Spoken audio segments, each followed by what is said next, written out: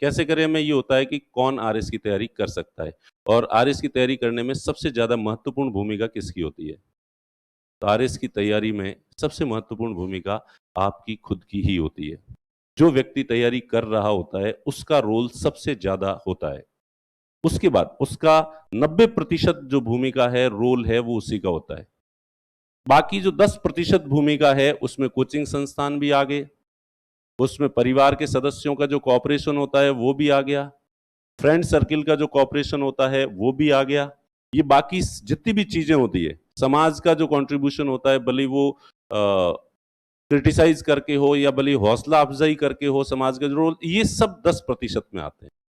90% role जो है वो व्यक्ति का खुद का होता है। ये बात ध्यान रखना। इसलिए सबसे पहली बात कि आरएस की तैयारी करने से पहले आपको खुद पर भरोसा है या नहीं है, ये चीज देखनी है। आपको कितना कॉन्फिडेंस है, आत्मविश्वास है खुद पे। एक बात मैं बता दूं, ज्यादातर यहां जो आते हैं आत्मविश्वास से लबरेज आते हैं, ज्यादातर डोनेशन देने वाले लोग आते हैं, ठीक है। आपको ये तय करना है कि आप डोनेशन देने के लिए आ रहे हो या रियल में तैयारी करने के लिए आ रहे हो। तो सबसे पहली चीज, आपको खुद पे भरोसा होना चाहिए। खुद पे क्या होना चाहिए? भरोसा। और आजकल मैं देखता हूं कि लोगों का जो कॉन्फिडेंस है वो जल्दी ही मशाणे वैराग की तरह आता है। आते हैं तब बहुत जोश के अंदर होते हैं और थोड़े टाइम बाद, आजकल ये नए नए शब्द आए हैं, पता नहीं कौन सी जनरेशन से कहां से आए हैं, कि मैं सर डिप्रेशन में जा रहा हूं, सर इतने सारे लोग तैयारी कर रहे हैं, मेरा कैसे होगा सिलेक्शन, मुझे बहुत घबराहट हो रही है। कोई उम्र नहीं है घबराहट की, अभी ग्रेजुएशन हुआ नहीं है, अभी एग्जाम बहुत दूर है, और फिर भी लोग जो है वो इस तरह की बातें करते हैं कि मुझे घबराहट हो रही है, मैं डिप्रेशन में जा रहा हूं, मैं मेडिसिन ले रहा हूं। और हद तो तब हो जाती है जब स्टूडेंट डॉक्टर्स के पास जाके मेडिसिन लेने लग जाते हैं डिप्रेशन की, ठीक है। तो ये चीज आज ये नई जनरेशन है, पता नहीं, वैसे तो होता होगा। बीच में सुशांत सिंह वाला जब केस हुआ तो उसके बाद कई लोगों ने कहा कि डिप्रेशन वाकई एक बीमारी होती है और अपन उसको जो है वो इग्नोर कर रहे हैं, और हमें उसका वो समझना चाहिए, ये करना चाहिए, वो करना चाहिए। इसलिए खैर ऐसे लोग ज्यादा हैं, इसलिए मैं इस पे ज्यादा तो नहीं कहूंगा। हालांकि मुझे कभी ऐसा फील हुआ नहीं, और मेरे आसपास जो रियल मेरे फ्रेंड हैं उनमें भी मैंने कभी ऐसा देखा नहीं। तो प्लीज ऐसी चीजों से आपको बचना है और खुद के ऊपर ज्यादा से ज्यादा भरोसा रखना है। और इस लाइफ में सफल आदमी वही होता है जिसे खुद पर सबसे ज्यादा भरोसा होता है। और खुद पर भरोसा करने के लिए कुछ गलत फहमियां पाल लेनी चाहिए आदमी को। अपने बारे में हमेशा पॉजिटिव पॉजिटिव पॉजिटिव जो है वो सोचना होता है। वैसे तो आरएस की तैयारी करते समय पता नहीं क्यों लोग, कुछ लोग जो है घबराहट में चले जाते हैं। अदरवाइज मैं एक सेंटेंस कहता हूं ठेठ से ही, शुरू से ही सेमिनार के अंदर बच्चों को, कि अपराध जगत और सिविल सर्विसेज की दुनिया में केवल आने का रास्ता है, वापस जाने का कोई रास्ता नहीं होता। यहाँ एक बार आदमी आता है ना, जब वो तय करता है, अभी जैसे आपने तय किया कि मैं आरएस बनूंगा, आरएस की तैयारी करूंगा, इसके बाद से ही, और जिस दिन आदमी ये तय करता है ना कि मुझे आरएस बनना है, आरएस की तैयारी करना है, सुबह कुछ सेमिनार में जाना है, और जिस दिन बैच शुरू होने वाला है उस दिन बैच में आना है, तो रात में ढंग से नींद भी नहीं आती।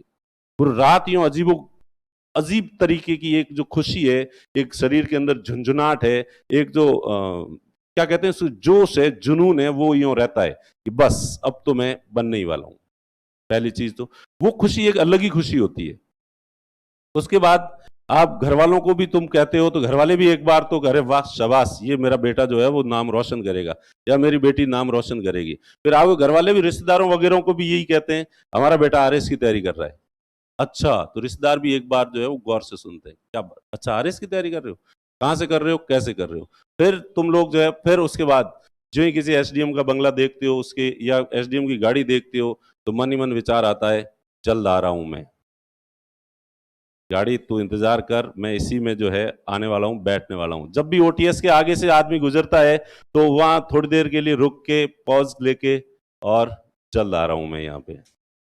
और फिर वैसे सपने देखने लग जाता है, जिस दिन सिलेक्शन होगा उस दिन किस रिश्तेदार को क्या सुनाना है, और उससे मिलने तो सबसे पहले जाना, वो जो खोड़िला रिश्तेदार था उसको तो मिठाई खिलाने के लिए जाऊंगा ही जाऊंगा, और उसको मिठाई उसको जो है वो डाइजेस्ट होगी नहीं। बुरे मन से जब वो मुझे कॉन्ग्रेचुलेशन कहेगा तो वो सुनने का आनंद ही कुछ और होगा। तो इस तरह के जो विचार है ये शुरू शुरू में खूब अच्छे से आते हैं और आदमी को हौसला अफजाई करते हैं। और इवन जब बस में ट्रेन में आप चल रहे हो और तो आपसे कोई नहीं पूछ रहा है तो आप चला के किसी को पूछो भाई साहब आप क्या करते हो, आप क्या करते हो, आप क्या करते हो, तो फाइनली जो है वो भी दुखी होके आपको भी पूछ ही लेगा कि भाई साहब आप क्या कर रहे हो, मैं आरएस की तैयारी कर रहा हूं। ये सुनते ही एकदम डब्बे में जितने बैठे लोग हैं, अब पता नहीं आजकल तो होता है कि नहीं होता है, हमारे टाइम में ऐसा होता था क्योंकि उस समय आरएस की तैयारी करने वाले लोग थोड़े कम होते थे। और फिर डब्बे में इधर से झांक के अच्छा भाई साहब आरएस आरएस बन जाओ तो हमें भूल मत जाना, क्या ऐसा नहीं हो ट्रेन के डब्बे में मिले तो याद रखना भाई साहब, अरे फोन नंबर तो दे दो आपके, चलो। तो ये चारों समाज में चारों तरफ से जो है अब इतना सम्मान होता है और आदमी सपनों की एक अलग दुनिया में जीने लगता है।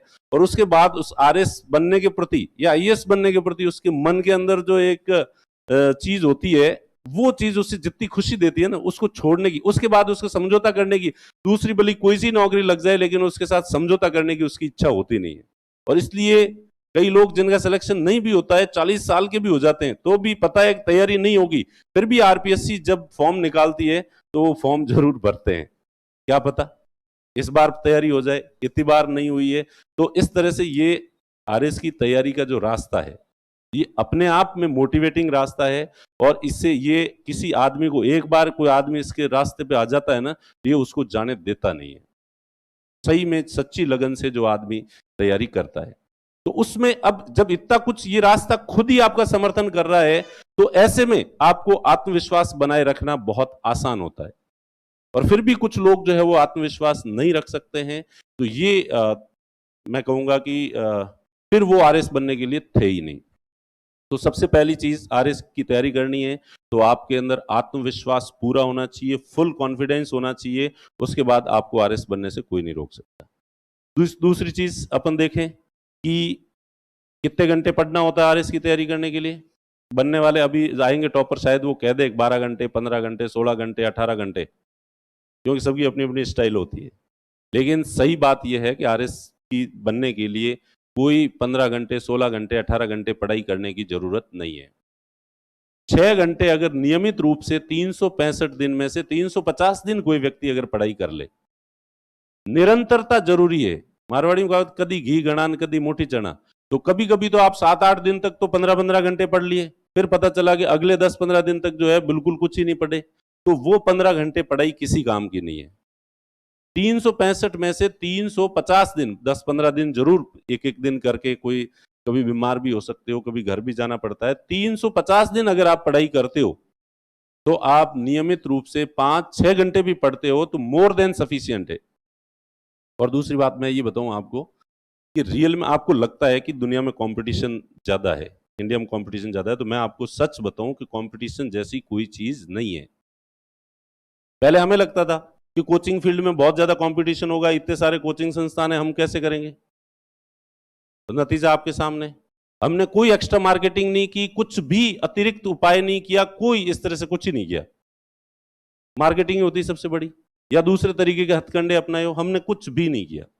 सिर्फ अपना जो काम था उसको ईमानदारी से किया कि हम, हमारी जो ड्यूटी है, स्टूडेंट भरोसा करके हमारे पास आ रहे हैं तो हमें इनके भरोसे पे खरा उतरना है।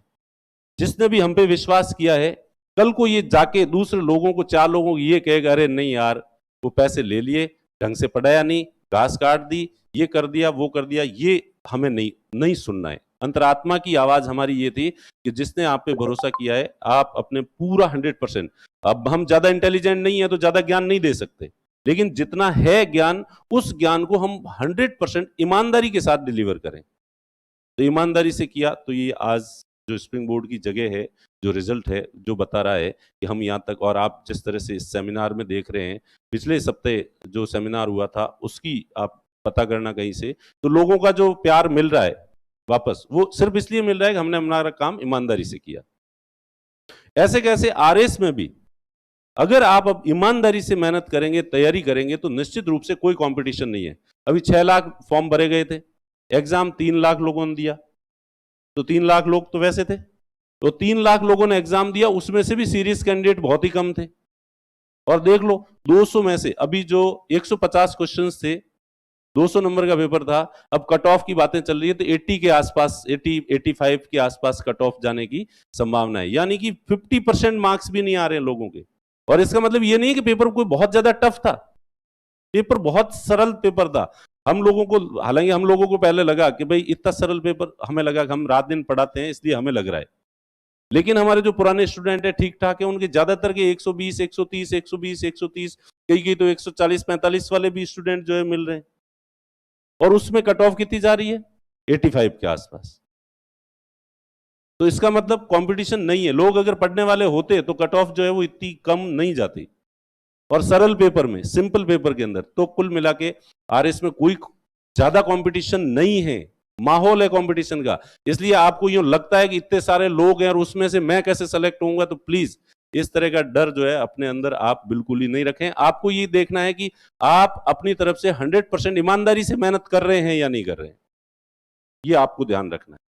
तो आप 100% ईमानदारी से मेहनत कर रहे हैं, तैयारी कर रहे हैं और रोजाना के 5-6 घंटे पढ़ रहे हैं, निरंतरता के साथ पढ़ रहे हैं, तो आपको सेलेक्ट होने से कोई नहीं रोक सकता। तो उसके बाद हिंदी मीडियम और इंग्लिश मीडियम, कोई खास फर्क नहीं पड़ता।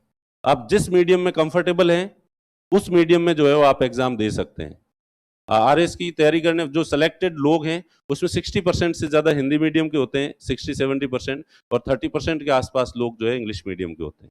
क्यों होते हैं? क्योंकि इंग्लिश मीडियम वाले एग्जाम देने वाले कम होते हैं, हिंदी मीडियम वाले एग्जाम देने वाले ज्यादा होते हैं। तो यही रेशियो होता है, इसी रेशियो में जो है सिलेक्शन होता है, इसलिए माध्यम का कोई फर्क नहीं पड़ता।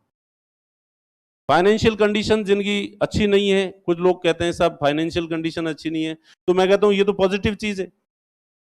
जिनकी फाइनेंशियल कंडीशन अच्छी है वो बच्चे पढ़ते नहीं है, वो लापरवाह होते हैं।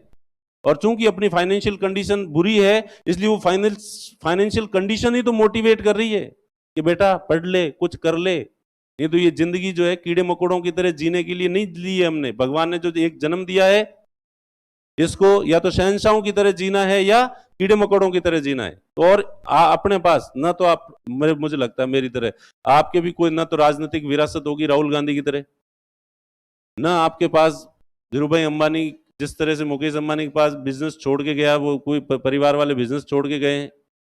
अपने को जो कुछ भी करना है अपने दमखम पर करना है, अपने बूते पे करना है, और वो अपने बूते पे अपन कर सकते हैं पढ़ के। तो सबसे आसान और सरल रास्ता है जो कि अपन कर सकते हैं।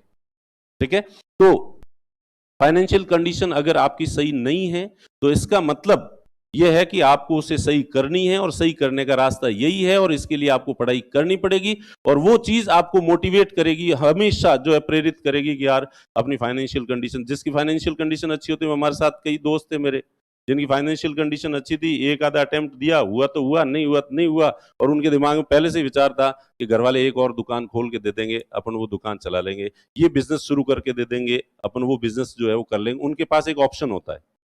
लेकिन जिनकी फाइनेंशियल कंडीशन अच्छी नहीं होती है, हमारी नहीं थी, तो हमारे पास दूसरा कोई ऑप्शन ही नहीं था पढ़ाई करने के अलावा। प्लान बी नाम की कोई चीज ही नहीं थी। जब तक तैयारी की, सेलेक्ट होना पड़ेगा, होने के अलावा अपने पास कोई चॉइस नहीं है। और वो चीज हमेशा प्रेरित जो है वो करती थी, मोटिवेट करती थी। तो इसलिए इस मामले में तो जिनकी फाइनेंशियल कंडीशन अच्छी है उन लोगों को घबराना चाहिए कि यार अपनी फाइनेंशियल कंडीशन अच्छी है और इस चक्कर में कहीं पे भी डाइवर्ट हो सकते हैं, अपन एक रिलैक्स हो सकते हैं कि यार होगा तो ठीक है, नहीं होगा तो भी ठीक है, अपने तो दूसरा कोई काम धंधा जो है वो कर लेंगे।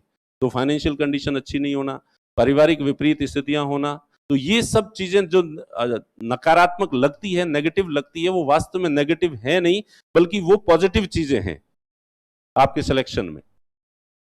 उसके बाद अपन फिर देख लेते हैं। तो अब मैं सबसे पहले कुछ इंफॉर्मेशन जो है वो देना चाहता हूं कि जोधपुर बात कर रहे थे कि भाई तैयारी करने के लिए किन चीजों की जरूरत होती है, और तैयारी करने के लिए एकेडमिक रिकॉर्ड को बहुत अच्छा होना चाहिए, बहुत ज्यादा इंटेलिजेंट लोगों की जरूरत पड़ती है नहीं।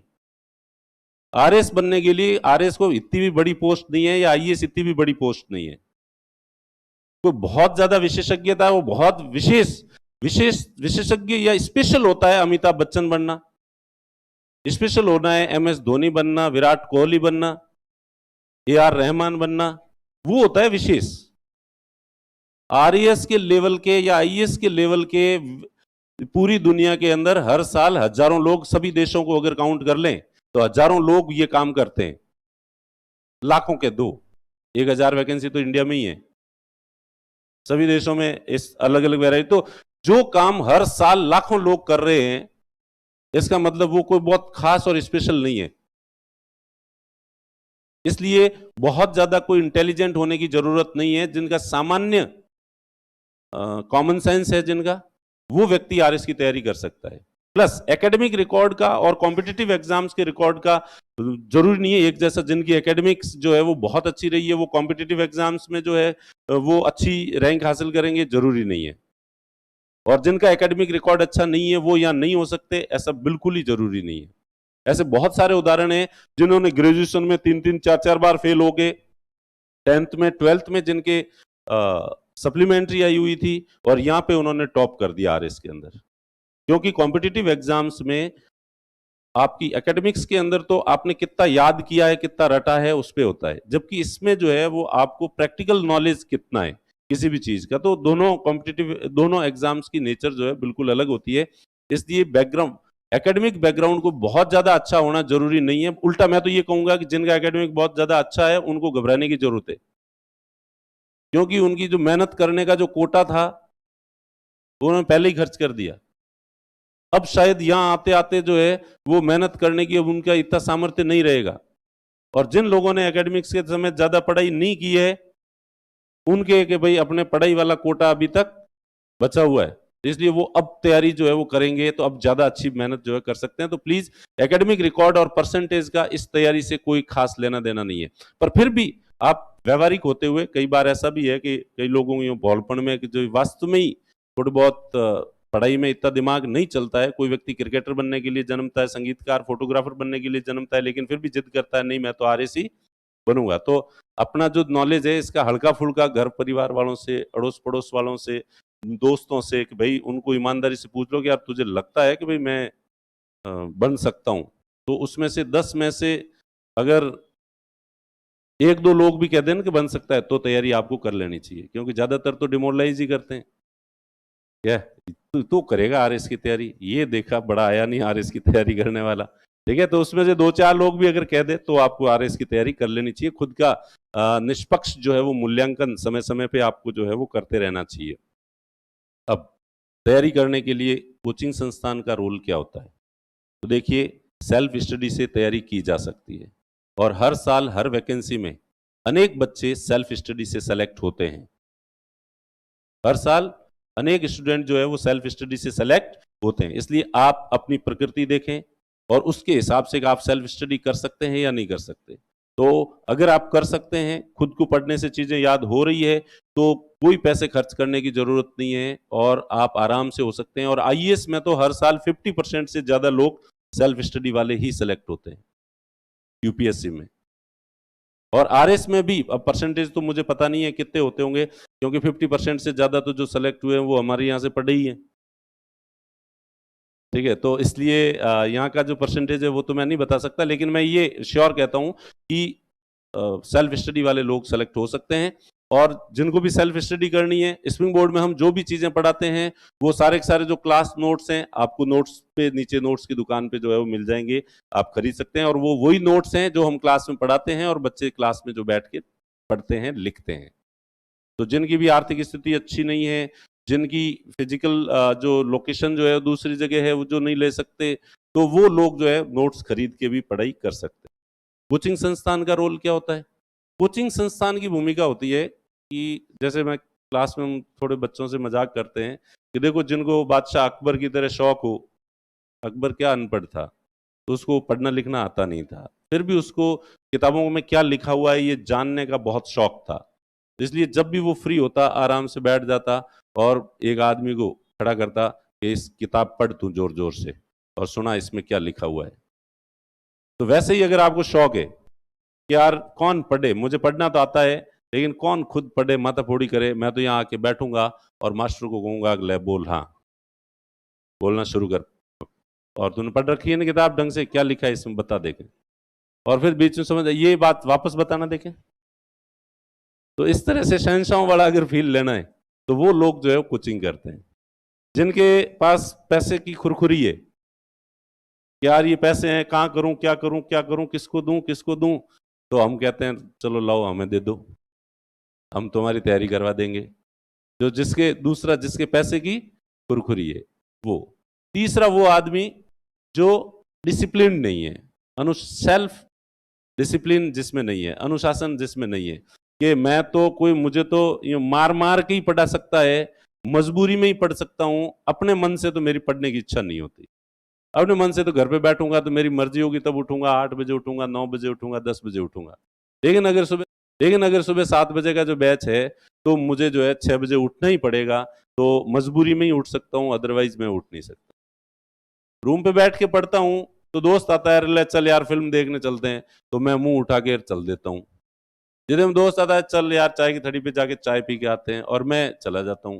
तो क्या अगर मेरा बैच का टाइमिंग है कि भाई मेरे 1 बजे से लेके 7 बजे तक तो मेरी क्लास है, और दोस्त कहे कि ले चल मूवी चलते हैं, अरे नहीं यार मेरी क्लास है, मैं नहीं चल सकता, क्लास तो मुझे जाना ही। क्लास पैसे लगने के बाद आप आओगे तो दौड़ दौड़ के, ठीक है, जब पैसे लगते हैं ना 88,000 रुपीज, तो फिर आदमी दौड़ के आता है। जो हमारे 7 बजे बैच शुरू होता है ना, उसमें बच्चे बैठने के लिए 5 बजे आ जाते हैं, ताकि उनको आगे की सीट जो है मिल सके। 5 बजे 2 घंटे पहले आके बैठ जाते हैं। क्यों? पैसे लगे हैं तो अगला को लगता है कि यार वापस वसूल तो करें। तो जो व्यक्ति खुद अनुशासित नहीं रह सकता कि यार मैं ऐसे रहूंगा तो मैं ना तो टाइम पे उठूंगा, जब भी कोई दोस्त आएगा कभी फिल्म देखने ले जाएगा, कभी चाय की थड़ी पे चाय पिलाने के लिए ले जाएगा। प्लस मैं गांव जाऊंगा तो 7-8 दिन, 10 जाऊंगा 3 दिन के लिए, और 10-15 दिन तक बैठा ही हूँ। लेकिन कोचिंग है तो कि नहीं नहीं नहीं, 7 तारीख से तो कोचिंग मेरी वापस शुरू हो रही है, इसलिए मुझे जाना ही पड़ेगा। तो कोचिंग एक बाउंडेशन जो है वो हो जाता है, और इस वजह से कि भाई मुझे कोचिंग करनी है, तो तीसरा आदमी वो करता है। पहला शहंशाह जैसी फीलिंग लेने के लिए, दूसरा पिताजी ने खूब पैसे कमा रखे हैं, पैसों की खुरखुरी ज्यादा हो कि इनको कहाँ ठिकाने लगाऊं, और तीसरा मैं तो जबरदस्ती मुझे कोई पढ़ा दे तो मैं पढ़ लूं, अदरवाइज मैं जो है नहीं पढ़ूं, वो तीसरा वाला। और चौथा आदमी जिसको ये लगता है कि यार मेरी पढ़ी हुई बात से सुनी हुई बात जो है थोड़ी ज्यादा याद रहती है, किसी से सुनते हैं, बार बार सुनते हैं, तो इस वजह से जो है तो वो व्यक्ति जो है वो कोचिंग करता है, ठीक है। और फिर उसके बाद अगला कि नहीं, मुझे थोड़ा सा एक ऐसा सर्किल भी चाहिए जहाँ पे दोस्त जो है वो लोग पढ़ने वाले हैं, और उनसे मिलते हैं, सुनते हैं, क्लास में आते हैं, आंसर टेस्ट देते हैं, टेस्ट के बाद में जो है हम डिस्कस करते हैं, तूने आंसर में क्या लिखा था, जो दोस्त कहता है अच्छा मैंने ये लिखा था, तूने ये लिखा था, तो उससे चीजें जो है वो सुधार होती है। तो ये थोड़ा जो रोल भी होता है कोचिंग का इस मामले में, कि आपको एक एनवायरनमेंट मिलता है। और पुराने कहते थे ना कि सत्संग में जाना चाहिए, सत्संग में, तो कोचिंग एक तरह की सत्संग है आरएस की तैयारी करने वालों के लिए, क्योंकि यहाँ रोजाना की 6 घंटे की क्लास होती है, और जो भी टीचर खड़ा होके यहाँ बात करेगा 6 घंटे तक आरएस की तैयारी से रिलेटेड ही बात करेगा, पढ़ाई से रिलेटेड ही बात करेगा। तो एक एनवायरनमेंट जो है वो मिल जाता है कोचिंग का। तो इसलिए तो ये कुछ चीजें हैं जिसमें कोचिंग का रोल है। और उसमें भी फाइनल सिलेक्शन जो होता है, कोचिंग आपकी फंडामेंटल बेसिक फंडामेंटल्स जो होते हैं ना वो क्लियर करवाता है केवल। कि भाई इकोनॉमी है, इकोनॉमी आप अपने आप पढ़ोगे तो आपको हो सकता है 6 महीने लग जाए, 1 साल लग जाए पढ़ने में।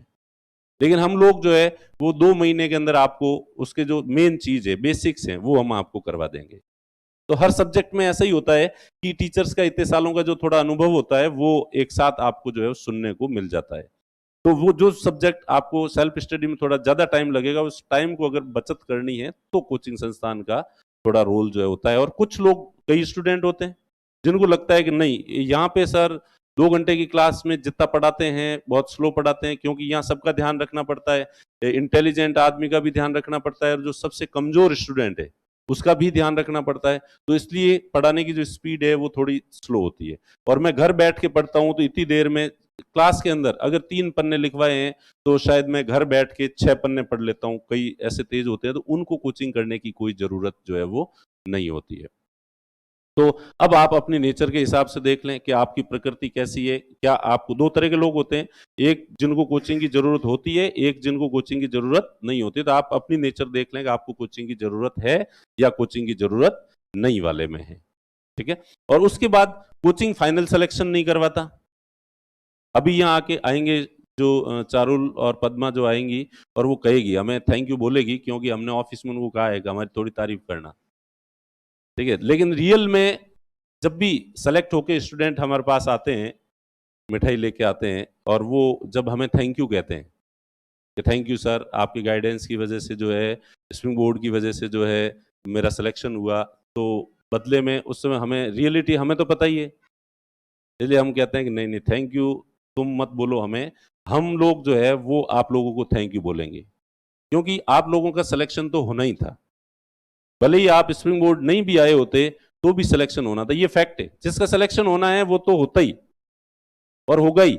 आपका सिलेक्शन होना है तो आपका सिलेक्शन होगा, भले ही आप कोचिंग करो, भले कोचिंग मत करो, भले यहां से कोचिंग करो, भले कहीं और से करो, ये सेलेक्ट होने वाले की काबिलियत है। इसलिए हम उनको उल्टा थैंक यू बोलते हैं कि थैंक्स, आप लोगों ने स्प्रिंग बोर्ड को चुना, इसलिए इसको ईश्वर ने हमें निमित्त बनाया आपके सिलेक्शन में, अदरवाइज आप तो भले ही नहीं भी कोचिंग करते तो भी सिलेक्शन तुम्हारा होता निश्चित रूप से। तो ये फैक्ट है, ये मैं आप लोगों को इसलिए कह रहा हूं कि आप स्प्रिंग बोर्ड आके और ऐसे निश्चिंत होकर न बैठ जाएं कि अब तो स्प्रिंग बोर्ड आ गए हैं तो अपना सिलेक्शन तो पक्का है। स्प्रिंग बोर्ड एकेडमी में हर साल हम 4000 5000 स्टूडेंट को पढ़ाते हैं और 3 साल में करीब 15000 स्टूडेंट को हम पढ़ाते हैं और 3 साल में एक बार वैकेंसी आती है 1000 की। तो हमारे पढ़ाए हुए तो सभी नहीं हो सकते सेलेक्ट, इसलिए प्लीज कोई स्प्रिंग बोर्ड या कोई सा भी कोचिंग इंस्टीट्यूट ज्वाइन करें, सबसे ज्यादा भरोसा खुद पे ही रखें और ये माने कि मेरा सिलेक्शन होगा ही होगा। मैं किसी संस्थान, ठीक है थोड़ी बहुत हेल्प मिल रही है वो हेल्प मैं ले लूं, अदरवाइज मैं पूरी तरह से उस पर कोई डिपेंड रहने वाला नहीं हूं। और वहां अगर हो सकता है कि हम यहाँ पढ़ाएं, एक आधा पक्ष कोई हमारा कमजोर हो, हम सही से नहीं पढ़ा पाए कर पाए, तो आपको सेल्फ जो है कॉन्फिडेंस होना चाहिए कि मैं मेरे लेवल पे भी इस सब्जेक्ट को तैयार कर सकता हूं। तो ये है कोचिंग संस्थान का रोल। Spring board academy